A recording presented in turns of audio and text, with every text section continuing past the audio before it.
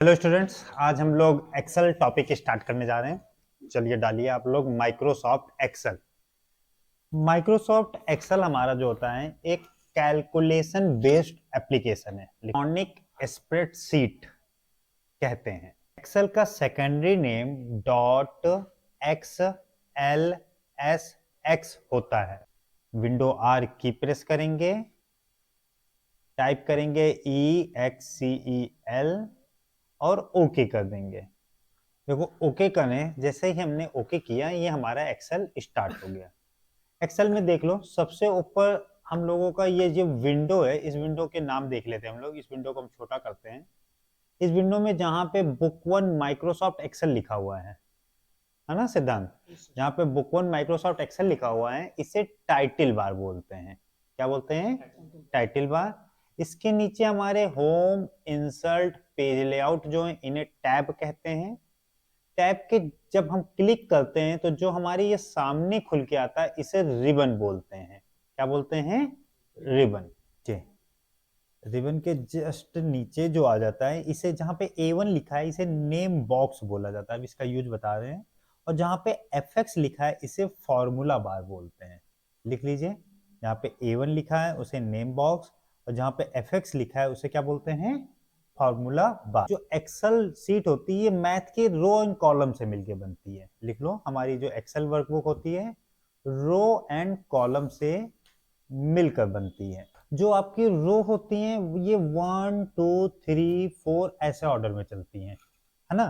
तो टोटल जो रो होती है, पहले देख लो यहाँ पे आप लोग, टोटल जो रो होती हैं 10,48,576 रो होती हैं। आपकी जो रो होती है 1 2 3 ऑर्डर में चलती हैं। टोटल रो कितनी होती है? 10,48,576। और जो कॉलम होते हैं वो ABCD में चलते हैं। अगर आप इसके कॉलम का एड्रेस देखोगे तो यहां तक ABCDEFG Z तक तो जाएगा। जेड के बाद ये क्या करेगा? AA AB ऐसे। तो लास्ट कॉलम का जो एड्रेस बनता है वो XFD बनता है। अगर आप काउंट करोगे तो 16,384 कॉलम होते हैं। टोटल कितने कॉलम होते हैं? 16,384। अगर हमें एक्सेल सीट में, अभी हम यहाँ पे हैं, अगर यहाँ से कहीं पे भी मूव करना होता है तो कंट्रोल प्लस एरो की से आप चारों तरफ मूव हो जाओगे। अगर आपको कहीं पे भी मूव करना है तो CTRL प्लस एरो की, आप अप डाउन एरो की से कहीं पे भी मूव कर सकते हो, जिधर भी आपको मूव करना हो। ये देखिए CTRL प्लस एरो की, लिख लीजिए। हाँ, बना रहा है जैसे हमारे रो जो बन रही है वो 1 2 3 में बन रही है, और जो कॉलम बन रहे हैं ABCD में। तो इससे जब रो कॉलम इंटरसेक्ट कर रहे हैं तो हमारे एक सेल बन रहे हैं ना, और हर सेल का अपना एक एड्रेस होता है। जैसे इस सेल का एड्रेस क्या है, देखिए H4। इस सेल का एड्रेस कितना है? G17। ठीक है, तो लिख लीजिए, जब रो कॉलम इंटरसेक्ट करते हैं तो हमारे सेल क्रिएट होते हैं, और हर एक सेल का अपना एक एड्रेस होता है। जो सेल का एड्रेस कॉलम प्लस रो से मिलकर बनता है, इसे नेम बॉक्स बोलते हैं ना। अब इस नेम बॉक्स से अगर आप किसी भी सेल एड्रेस पे मूव करना चाहते हो, जैसे मैंने कहा J88, मैंने टाइप किया, इंटर कर दिया, J88 पे पहुंच गया। नेम बॉक्स का यूज देखा आपने?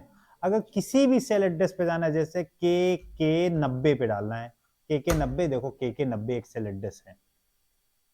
तो लिख लीजिए आप लोग, नेम बॉक्स वाले सेल एड्रेस से हम किसी भी सेल एड्रेस पे मूव कर सकते हैं। चलिए अब हम लोग स्टार्ट करते हैं एक्सेल। देखिए अब हमें बेसिकली एक्सेल जो है हमारा एक कैलकुलेशन बेस्ड एप्लीकेशन। अगर मुझे पहले सेल एड्रेस पे जाना है तो मैंने यहाँ पे A1 टाइप कर दिया, पहले सेल एड्रेस पे आ गया। ठीक है, अब अगर हमने यहाँ पे सेल एड्रेस में कोई भी वैल्यू टाइप की, कहीं जो हमारा cell address selected cell address है उस सेल एड्रेस को हम लोग एक्टिव सेल एड्रेस बोलते हैं। क्या बोलते हैं? Active cell address. इस एक्टिव सेल एड्रेस में जैसे मेरा ये है, मैंने इस सेल एड्रेस में जैसे हैप्पी की स्पेलिंग टाइप की, HAPY। हैप्पी की स्पेलिंग सही है? गलत है? अब मुझे हैप्पी की स्पेलिंग को सही करना था। अगर मैं यहाँ जाके पी टाइप करूंगा तो वो पुरानी वैल्यू को देखो हटा दे रहा है। तो अगर हमें आपको सेल को एडिट करना है तो आप यहाँ पे F2 की प्रेस कर दीजिए, तो आपका कर्सर सेल के अंदर आ गया। अब आप यहाँ पे हैप्पी सही कर लीजिए। तो किसी सेल पे अगर आपने कोई वैल्यू टाइप की है, उस सेल की वैल्यू को एडिट करना होता है तो उस सेल को सेलेक्ट करके F2 फंक्शंस की प्रेस करेंगे, देन एडिट करेंगे। तो लिख लीजिए। अब हम लोग पढ़ने जा रहे हैं, स्टार्ट करते हैं। पहला डालिए होम टैब। होम टैब में हम लोग पढ़ने जा रहे हैं नंबर ग्रुप। नंबर ग्रुप में जैसे मैंने यहाँ पे, मैं इस सेल एड्रेस को थोड़ा सा जूम कर लेता हूँ। यहाँ पे जूम वाला ऑप्शन होता है, ये देखिए आप लोगों का। यहाँ से आप अपने सेल एड्रेस को जूम कर सकते हैं। जैसे मैंने यहाँ पे कुछ नंबर टाइप किए, ये मैंने सेल एड्रेस ले लिया E1 से। E1 पे मैंने कुछ नंबर टाइप किए, जिसमें कुछ पॉइंट्स डेसिमल में नंबर टाइप किए, कुछ डायरेक्ट नंबर टाइप कर दिए मैंने, है ना। अगर आपको अपने नंबर में डेसिमल प्लेस सबके इक्वल करना है या डेसिमल प्लेस रिमूव करना है, तो आप इससे इंक्रीज डेसिमल और डिक्रीज डेसिमल से इस डेसिमल प्लेस को इंक्रीज और डिक्रीज कर सकते हैं। जैसे आपने कहा डिक्रीज करना है, ये देखिए, इंक्रीज करना है, इंक्रीज हो रहे हैं आपके। अगर आपको डिक्रीज करना है तो आप डेसिमल प्लेस यहाँ से डिक्रीज कर दीजिए बिल्कुल। अगर आपको 2 डेसिमल प्लेस दिखाना है तो 2 बार क्लिक कर दीजिए, देखिए सारी डिजिट 2 डिजिट में आ गई। अगर कभी भी आप डेटा टाइप करते हो बहुत ज्यादा डेसिमल प्लेस में, तो आप यहाँ से डेसिमल प्लेस चेंज कर सकते हैं, लिख लीजिए। अगर नेक्स्ट ऑप्शन आपका है कि अगर आप कभी भी लार्ज नंबर टाइप करते हैं, आपने देखा होगा बहुत लोग अगर एक्सेल सीट पे बहुत बड़ी बड़ी नंबर्स टाइप करते हैं, जैसे मैंने 1 लाख, कुछ 20,000, इस तरह से बड़े बड़े नंबर टाइप कर रहे हैं। तो बहुत लोग क्या करते हैं, नंबर टाइप करते समय एक कॉमा लगाते हैं, कॉमा लगा लगा के नंबर टाइप करते हैं सेपरेट, की आप रीड कर सको वैल्यू को, है ना। ऐसे टाइप करते हैं कि नहीं।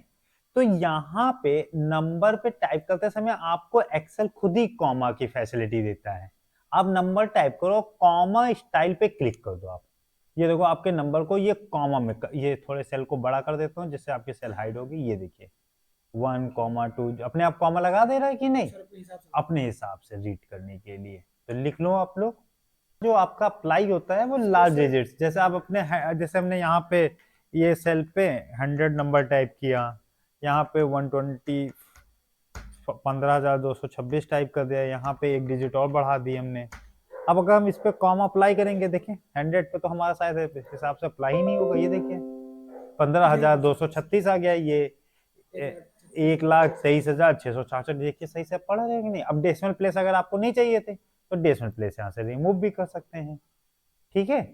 नेक्स्ट आ जाता है परसेंटेज। अगर आप कभी भी कोई नंबर अगर आप टाइप करते हो, जैसे मैंने यहाँ पे कुछ नंबर टाइप किए 45, 12, 36, अगर आप टाइप किए हुए नंबर पे परसेंटेज अप्लाई कर देते हो तो ये 100 से मल्टीप्लाई कर देता है। सारे नंबर में 100 से मल्टीप्लाई हो गया कि नहीं। अगर आपको परसेंटेज चाहिए तो या आप 100 से किसी भी नंबर को पे परसेंटेज जैसे चाहिए आपको इस नंबर पे, तो आप इसको पहले 100 से डिवाइड कर लो, या फिर अभी डिवाइड करने का फॉर्मूला बताएंगे। 100 से डिवाइड कर लिया मैंने। अब इस पे परसेंटेज अप्लाई करेंगे तो आपका सही आ जाएगा। ये देखो 100%, 15,236%, वही वैल्यू आ गई कि नहीं, परसेंटेज लगे। हाँ 100 से डिवाइड किया। या फिर आप क्या कर सकते हो, तीसरा, कि आप ब्लैंक सेल को सिलेक्ट कर लो, पहले परसेंटेज पे क्लिक कर लो। अब इस पे नंबर टाइप करोगे तो आपको राइट परसेंटेज दे देगा, 22%, 10%, 45%। तो आप 3 तरीके से परसेंटेज अप्लाई कर ना लगाना पड़े। इसलिए अगर आपको परसेंटेज चाहिए तो आप टाइप किए हुए नंबर पे परसेंटेज लिख भी लेना आप लोग। अगर टाइप किए हुए नंबर पे हम परसेंटेज अप्लाई करते हैं तो 100 से मल्टीप्लाई कर देता है। अगर हमें परसेंटेज चाहिए टाइप किए हुए नंबर पे, पहले आप 100 से डिवाइड करिए तब परसेंटेज अप्लाई कर सकते हैं, या ब्लैंक सेल करके अप्लाई कर सकते हैं। नेक्स्ट हमारा आ जाता है करेंसी। इसमें आप नंबर अकाउंटिंग फॉर्मेट इसको बोलते हैं हम लोग। अगर आपको नंबर के साथ करेंसी सिंबल अप्लाई करना है, जैसे आपने कुछ नंबर टाइप किया, अब इसके साथ करेंसी सिंबल डॉलर या रा अप्लाई करना है, तो आप करेंसी सिंबल में आप, अगर इंडिया की करेंसी चाहिए तो देखिए इंडिया की करेंसी आ गई आपकी। अगर आप कहीं यूएसए में जॉब कर रहे हैं, डॉलर चाहिए तो डॉलर अप्लाई कर लीजिए। तो आप नंबर डिजिट के साथ अगर कभी भी अमाउंट या कुछ पैसे रुपीज में शो कर रहे हैं और उससे आपको करेंसी सिंबल की चाहिए, तो आप यहाँ से करेंसी सिंबल अप्लाई कर सकते हैं। करेंसी सिंबल के बाद नेक्स्ट हम लोग देखते हैं डेट एंड टाइम। देखो हम लोगों को नंबर से रिलेटेड जो भी सेटिंग्स थी हमने आपको बताई। अब अगर हमें डेट और टाइम से रिलेटेड कोई सेटिंग, तो डेट और टाइम के लिए देखिए फॉर्मेट पे बहुत सारे कैलकुलेशंस चलते हैं, इसलिए आप लोगों को डेट एंड टाइम का फॉर्मेट बहुत अच्छे से याद रखना है। अब आपको डेट एंड टाइम का फॉर्मेट चेक करना है कि आपका एक्सेल सॉफ्टवेयर आप कहाँ बैठे हो, किस ऑफिस में डेट का फॉर्मेट क्या ले रहा है, अब वो आपको पता करना है। तो आप किसी भी सेल एड्रेस को सेलेक्ट करो और कंट्रोल सेमी कॉलन प्रेस कर दो, तो आपको पता चल जाएगा डेट। आज जो सिस्टम में डेट चली होगी वो यहाँ पे टाइप कर देगा। अब आपको पता चल गया ना डेट में पहले क्या ले रहा है, पहले डेट ले रहा है, फिर डैश, फिर मंथ, फिर डैश, फिर ईयर ले रहा है। तो आपका ये फॉर्मेट डेट का ले रहा है, मतलब आपको जो डेट टाइप करनी है, अगर हम इसमें सही फॉर्मेट में डेट टाइप करते हैं, जैसे मैंने यहाँ पे टाइप किया 15 तारीख 6 मंथ 2015, डेट एक्सेप्ट कर लेगा। लेकिन अगर हम गलत फॉर्मेट में डेट टाइप करें, पहले मैंने जैसे मंथ टाइप कर दिया, अब मैं डेट टाइप कर रहा हूं यहाँ पे, जैसे हम MMYY MMDD है ना, पहले MM टाइप किया फिर DD और फिर YY है ना। तो इस फॉर्मेट को ये देखिए डेट नहीं समझ रहा है, अभी वो भी दिखा रहे हैं कैसे नहीं समझ रहा है। चलिए पहले लिख लीजिए CTRL प्लस सेमी कॉलन, ये सेमी कॉलन होता है ना, आप ये की प्रेस करेंगे तो आपकी डेट आ जाएगी। अगर आपको अपने डेट के फॉर्मेट को चेंज करना है, जैसे मुझे इस तरह की डेट नहीं चाहिए, अब देखिए बीच वाली डेट हमारी इस तरह से टाइप की गई ना, और ये तो चलिए टेक्स्ट है। अगर हमें डेट के फॉर्मेट को चेंज करना है तो नंबर के एरो बटन पे क्लिक करेंगे, यहाँ पे एरो बटन पे क्लिक करेंगे, नंबर टैब के अंदर यहाँ पे डेट ऑप्शन मिलेगा, ये देखिए डेट ऑप्शन में से आपको, जैसे आपको डेट अपनी इस तरह के फॉर्मेट टाइप करके नहीं थे, हमें वीक डे सब कुछ चाहिए था, हमने ओके कर दिया। अब देखिए ये डेट का हमने सेल एड्रेस बड़ा करेंगे, देखिए डेट सही दे रहा है, लेकिन ये डेट को सही नहीं दे रहा क्योंकि ये डेट का फॉर्मेट गलत है। तो अगर डेट की फॉर्मेटिंग सेटिंग अगर आप गलत कर दोगे तो उस पर कोई भी ऑपरेशन नहीं कर सकते। नेक्स्ट देखो, अगर कभी कभी आपने देखा होगा बहुत लार्ज डिजिट अगर आप टाइप करते हो जिनको रीड नहीं किया जा सकता है, कभी कभी कैलकुलेटर में देखा होगा ना, तो ई बन के आ जाता है उन डिजिट के आगे, देखा है कि नहीं कभी? कभी बहुत बड़ी लार्ज डिजिट अगर आप टाइप करते हो तो उसके आगे ई लग के आ जाता है। तो अगर आपको इस नंबर के आगे से ई हटाना है तो आप नंबर में जाके इसका फॉर्मेट नंबर कर दीजिए और ओके कर दीजिए, देखिए आपका नंबर सही आ जाएगा। अगर इसको फिर से ई चाहिए इसी नंबर को, तो वो भी आपके एक्सेल देता है कि आप यहाँ पे उस नंबर को सेलेक्ट करके साइंटिफिक नंबर कर दीजिए, वो देखिए ई में आ जाएगा। अगर ई से नंबर में करना है तब भी आप कर सकते हो, नंबर में भी हो जाएगा, और ई फॉर्मेट में चाहिए तो वो भी अप्लाई कर सकते हो। फॉन्ट ग्रुप में हम लोग पढ़ने जा रहे हैं। देखिए हम लोगों ने एक टेबल ड्रॉ की हुई है ना। अगर हमें इस टेबल पे कोई भी फॉर्मेटिंग चेंज करनी होती है, जैसे हमें फॉन्ट का स्टाइल चेंज करना होता है, आप स्टाइल चेंज कर सकते हैं, यहाँ से जो भी स्टाइल देनी होती है। साइज बड़ा करना होता है, साइज बड़ा छोटा कर सकते हैं आप। अगर आप बोल्ड करना चाहते हैं बोल्ड, इटैलिक करना चाहते हैं इटैलिक, अंडरलाइन करना चाहते हैं अंडरलाइन, इसी से आपका अप्लाई भी हो जाएगा और इसी से आपका रिमूव भी हो जाएगा। अगर आपको इसको रिमूव करना है तो इसी पे अगेन अप्लाई जैसे किया उसी पे अगेन क्लिक करके आप रिमूव भी कर सकते हो।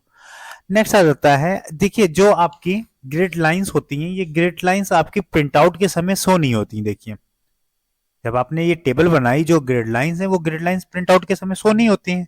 अगर आपको ये ग्रिड लाइंस शो करानी होती हैं तो आप अपनी टेबल को सिलेक्ट करेंगे, टेबल में मोर बॉर्डर ऑप्शन पे जाएंगे। मोर बॉर्डर ऑप्शन से आपको बहुत अच्छे अच्छे बॉर्डर मिल जाएंगे। आप जो बॉर्डर देना चाहते हैं वो बॉर्डर सेलेक्ट कर लीजिए, देन आप अपना कलर सेलेक्ट कर लीजिए। अब आपको अगर आउटसाइड बॉर्डर चाहिए तो आउटसाइड आ जाएगा। अगर आप इनसाइड में खाली बॉटम में ही सोचते हैं कि इस तरह से बॉर्डर है, अंदर ही इस तरह से बॉर्डर ना है, तो आप इस तरह से। और अलग अलग बॉर्डर में अगर अलग अलग कलर देना चाहते हैं, जैसे आप सोचते हैं कि इस तरह में हमारा डॉटेड में ब्लू ब्लू कलर का बॉर्डर है, ओके कर दिया। ये देखिए आप जिस तरह चाहो उस तरह से बॉर्डर में मोर बॉर्डर ऑप्शन से आप सेटिंग अप्लाई कर सकते हो। नेक्स्ट आ जाता है बैकग्राउंड कलर। अगर आपको कलर कोई फिल करना होता है, बैकग्राउंड कलर आप फिल कर सकते हैं इनमें से, अगर आपको सेल पे। अगर आपको टेक्स्ट का कलर चेंज करना होता है तो फॉन्ट कलर ऑप्शन से टेक्स्ट का कलर आप चेंज। अलाइनमेंट ग्रुप में पहला देखो, आप लोगों को बाय डिफॉल्ट जब भी आप कोई वैल्यू लिखते हो तो आपकी टेक्स्ट वैल्यू जो होती है लेफ्ट अलाइनमेंट होती है बाय डिफॉल्ट, और जो नंबर वैल्यू होती है वो राइट अलाइनमेंट। आपको भी मालूम होगा कि कैलकुलेशंस के समय आप नंबर जो लिखते हो राइट अलाइनमेंट करके लिखते हो। अगर आपको अपनी टेक्स्ट वैल्यू का अलाइनमेंट चेंज करना है तो आप लेफ्ट, सेंटर और राइट तीनों अलाइनमेंट में सकते हो। इसी तरह अगर आपको नंबर वैल्यू का भी अलाइनमेंट चेंज करना है तो भी आप चेंज कर सकते हो। अब अलाइनमेंट में आपके दो अलाइनमेंट होते हैं, ध्यान दे दो। हाँ, अलाइनमेंट में अगर आप लोगों का जो अलाइनमेंट होता है, एक देखो हॉरिजेंटली अलाइनमेंट होता है लेफ्ट, सेंटर, राइट, और एक अलाइनमेंट होता है आपका वर्टिकली।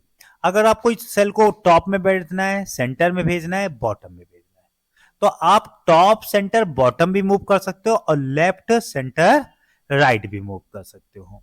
ठीक है। नेक्स्ट आपका आ जाता है ओरिएंटेशंस। ओरिएंटेशंस क्या करता है, अगर आपको कभी भी कोई सेल की वैल्यू को रोटेट करना होता है तो आप ओरिएंटेशन ऑप्शन से रोटेट कर सकते हैं। आप फॉर्मेट सेल अलाइनमेंट पे जाओ, अब 30 डिग्री पे रोटेट करना है 30 डिग्री पे रोटेट कर लो। अगर आपको 90 डिग्री पे लिखना है तो आप 90 डिग्री पे रोटेट कर लो। अगर आपको कभी भी कोई टेक्स्ट आपने जैसे लिखा है, जैसे यहां पे आपने लिखा हैप्पी, अब आपको इस टेक्स्ट को अलग अलग लाइन में चाहिए था, अलग अलग कैरेक्टर फॉर्मेट में चाहिए, तो आप वो भी कर सकते हो। ये देखिए, आप इस तरह से भी टेक्स्ट को लिख सकते हैं, आप इस एंगल में भी लिख सकते हैं, और अलग अलग लिखना है तो अलग अलग भी हैप्पी को लिख सकते हैं। सारे ओरिएंटेशंस आपको इसी के अंदर मिलेंगे। ये सारी चीजें यूज की जाती है। अभी मैं एक चीज यूज करके भी आपको दिखाता हूं। जैसे मैं इसको कंट्रोल जेड कर देता हूं, अंडू कर देता हूं, आपको समझ में आ गया ना। तो ओरिएंटेशन आपके टेक्स्ट को रोटेट करने के लिए यूज किया जाता है। नेक्स्ट आ जाता है हमारा मर्ज and centre. Merge and centre मतलब आपको एक से ज्यादा सेल को आपस में मर्ज करना होता है, तो आप मल्टीपल सेल को पहले मर्ज एंड सेंटर, अगर आप मल्टीपल सेल को आप सेलेक्ट करोगे तो मर्ज एंड सेंटर ऑप्शन पे क्लिक कर दोगे, देखो सारी सेल मर्ज होगी। अब मुझे जैसे यहां पे लिखना था रिपोर्ट, REPORT, रिपोर्ट। अब रिपोर्ट को अलग अलग वर्ड में लिखना था तो आप ओरिएंटेशंस का यूज कर सकते हैं कि नहीं यहां पे। अब इसको सेंटर करना है, आप सेंटर कर लीजिए, है ना। अगर आपको ऐसे नहीं से लिखना है, आपको इस तरह से लिखना है, आप इस तरह से भी लिख लो रिपोर्ट। जो आपके एक्सेल सीट में बड़ी हाई लेवल पे रिपोर्ट बनती हैं, वो सारे ऑप्शंस यूज किए जाते हैं। तो मर्ज एंड सेंटर से आपने सेल को मर्ज कर दिया और रिपोर्ट कर दिया। लास्ट ऑप्शन एक आ जाता है आपका wrap text. Wrap text option बहुत ज्यादा यूज किया जाता है। कभी भी अगर आप बहुत बड़ा डेटा कहीं से उठाते हो, कॉपी पेस्ट करते हो एक्सेल सीट में, तो आपकी सेल का साइज तो छोटा ही होता है, मालूम होगा। अब आपने जैसे इसमें बहुत लार्ज डेटा टाइप कर दिया, जैसे मैंने टाइप कर दिया ऑल द बेस्ट A1। अब मैंने ये सेल में जो वैल्यू टाइप की वो किस सेल एड्रेस में टाइप की है, सेल का एड्रेस क्या है, F5, है ना। F5 मैंने G5 में तो कोई वैल्यू टाइप नहीं की। जी टाइप में अगर मैं कुछ भी टाइप कर दूंगा तो A1 अब देखिए हाइड हो गया मेरा, A1 कंप्यूटर इंस्टीट्यूट। तो अब हमारा A1 नहीं दिख रहा। तो आप कभी भी किसी से, जब सेल आपकी छोटी होती है, आप डेटा कॉपी पेस्ट करोगे तो आपका डेटा हाइड हो जाएगा कि नहीं। तो अगर आप उस सारे सेल को सेलेक्ट करके रैप टेक्स्ट पे क्लिक कर दोगे तो आपको सारा डेटा ओपन करके दे देगा। ठीक है। अगर आपको सोच रहे हो कि मेरा इसी सेल के अंदर फिट हो जाए वैल्यू, तो इसी के अंदर एक ऑप्शन आता है shrink to fit. Shrink to fit कर दोगे तो आपका सेल का साइज नहीं बढ़ेगा, इसी सेल के अंदर डेटा फिट हो जाएगा। तो आप दो ऑप्शन यूज कर सकते हो। अगर आपको उसी साइज के सेल में चाहिए तो श्रिंक टू फिट यूज कर दो, और अगर आप सोचते हो कि फॉन्ट का साइज वही रहे और आपकी सेल बड़ी हो जाए तो आप किसका यूज करोगे, रैप टेक्स्ट का ऑप्शन। ओके।